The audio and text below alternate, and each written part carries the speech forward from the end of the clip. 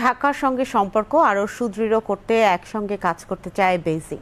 বিশেষ করে তথ্য ও যোগাযোগ প্রযুক্তি, কূটনীতি, প্রশিক্ষণ ও জনগণের মধ্যে যোগাযোগ বাড়াতে বর্তমান সরকারকে সহযোগিতা করতে চায় চীন সরকার।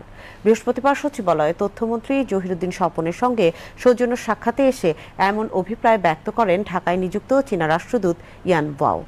এ সময় প্রধানমন্ত্রী উপদেষ্টা ডাক্তার জাহিদুর রহমান, প্রতিমন্ত্রী ইয়াসের খান চৌধুরী ও তথ্য সচিব মাহবুবা ফারজানা উপস্থিত ছিলেন।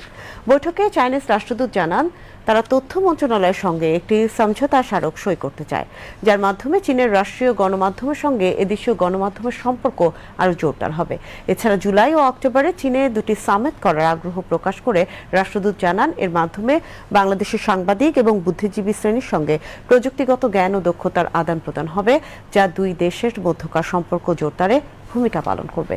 এই সময় আন্তর্জাতিক ফিল্ম ফেস্টিভ্যালে নিয়মিত অংশগ্রহণের কথাও জানান চীনা রাষ্ট্রদূত। জবাবে তথ্যমন্ত্রী জহিরুদ্দিন স্বপন বলেন, চীন বাংলাদেশের দীর্ঘদিনের পরীক্ষিত বন্ধু রাষ্ট্র।